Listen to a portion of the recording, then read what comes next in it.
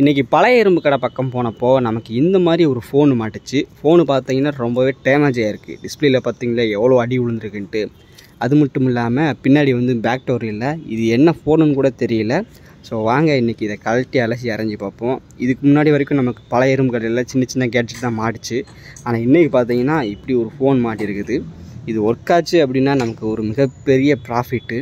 இதை எவ்வளோ ரேட்டுக்கு கொடுத்துட்டு எடுத்து வந்தேன் அப்படின்னு சொல்ல மாட்டேன். ஏன்னா ஃபோனை வந்து யாருமே 100 200 கொடுக்க மாட்டாங்க. அதுக்கு மேலே தான் இருந்துச்சு. சரி வாங்க நம்ம இதுக்குள்ளே என்ன இருக்குது எதுக்கு இன்றைக்கி அலசி செஞ்சு பார்ப்போம். இப்போ பார்த்தீங்கன்னா சுற்றி இருந்த அந்த மூடியை கழட்டி தூக்கி போட்டாச்சு. உள்ளே வந்து இந்த மாதிரி தான் செட்டப் கொடுத்துருக்கானுங்க. ஃபஸ்ட்டு இதோட பேட்டரியில் பார்த்தீங்கன்னா இது என்ன ஃபோன் கொடுத்துருப்பாங்க.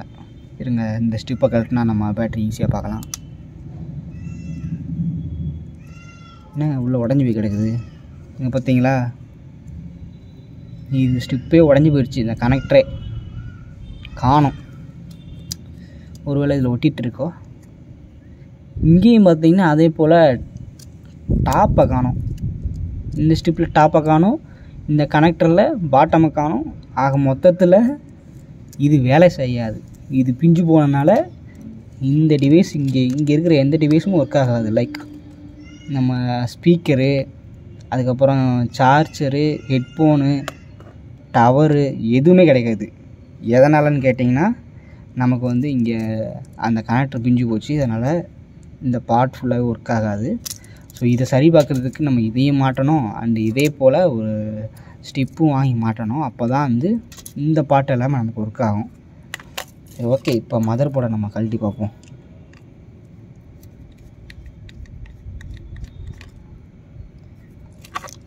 இது வந்து பேட்டரிக்கு போகிற கனெக்ஷன். பேட்டரியோட தாள் இல்லாமல் நல்லா தான் இருக்குது. ஆனால் இங்கே ஏதோ அடிபட்டுருக்குது, வீங்கிட்டு இருக்குது. ஒருவேளை ஊதி போனதாக என்னன்னு தெரியல. பேட்டரி ரிமூவ் பண்ணிடலாம். பேட்டரி ரிமூவ் பண்ண முடியாது, ஏன்னா உள்ள பசையெல்லாம் விட்டு வச்சுருப்பாங்க. மதர் போர்டை மட்டும் இப்போ ரிமூவ் பண்ணலாம். என்னங்க துண்டாக வந்துருச்சு.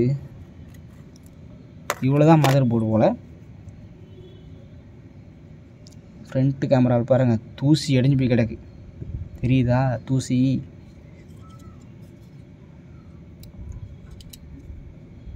இதில் தான் ஃப்ரண்ட் கேமரா, செல்ஃபி கேமரா. இது பேக் கேமரா. 1 2 3 4 கேமரா, ஒரு லைட்டு. இது 4யும் இதுதான் மெயின் கேமராவாக இருக்கும். இது வந்து இந்த போர்ட்ரைட்டு, அதுக்கப்புறம் ஒரு சில இதுக்கு வச்சுருப்பாங்க, அதுவாக இருக்கும். மற்றபடி இந்த இதுக்குள்ளே தான் வந்துட்டு ரேமு எல்லாமே இருக்கும்.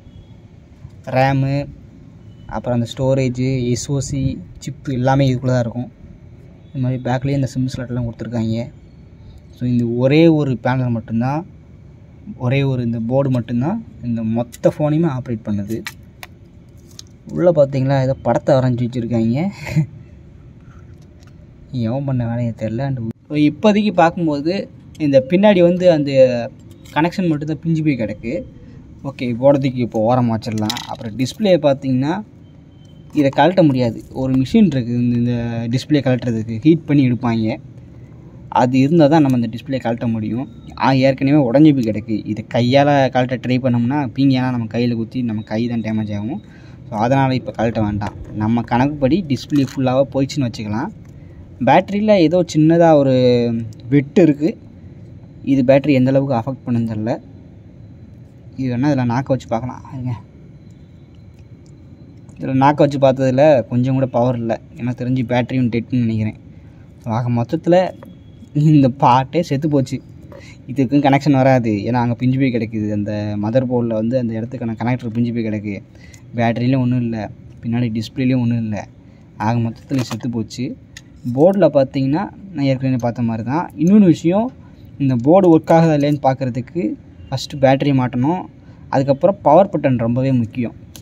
இந்த பேனலில் பார்த்தீங்கன்னா பவர் பட்டனை கொடுத்துருக்கானுங்க. அந்த கொடுத்துருக்காங்க பார்த்தீங்களா? இதுக்கு முந்தின மாடலெலாம் பார்த்தீங்கன்னா இந்த பவர் பட்டனில் ஒரு ஸ்டிப் இருக்கும். அந்த ஸ்டிப்பை தூக்கி மதர் போர்டில் மாட்டினா தான் ஒர்க் ஆகும். ஆனால் இப்போ அப்படி கிடையாது போல். எங்கே இதை இது இப்படி தான் இருக்கும் ஃபோனில். இப்படி தான் ஆக்சுவல் செட்டப்பு. கேமரா எல்லாமே இப்படி தான் இருக்கும் செட்டப்லாம். எங்கடா அந்த கனெக்டரை காணுமே அப்படின்னு பார்த்தேன். அதுக்கப்புறம் தான் தெரியுது, இந்த 4 கம்பியும் இந்த இதில் போய்ட்டு உக்காந்தாலே போதும், ஆட்டோமேட்டிக்காக அது வந்து கனெக்ட் ஆகிரும் போல். நான் தேடிட்டுருக்கேன் அவ்வளோ நேரமாக, எங்கடா கனெக்டரை காணும், ஒரு வேளை கனெக்டரும் போச்சோ, அப்போ ஆன் பண்ண முடியாது அப்படின்ட்டு. ஸோ இந்த மாதிரி வச்சு நட்டை மட்டும் போட்டு விட்டாலே இந்த பவர் பட்டனு வால்யூம் பட்டனு எல்லாமே அங்கே போயிட்டு கனெக்ட் ஆகிக்கும், பிரச்சனை கிடையாது.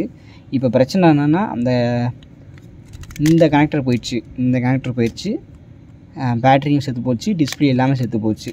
ஸோ இந்த ஃபோனை சரி பார்க்கணும் அப்படின்னா சாம்சங் ஃபோன்னாலே டிஸ்பிளே ரேட்டெல்லாம் பயங்கரமாக எகிரும், ஒரிஜினல் டிஸ்பிளேலாம். பட் நம்ம டூப்ளிகேட்டில் வாங்கி போட்டாலும் அசால்ட்டாக 3000 வரும்.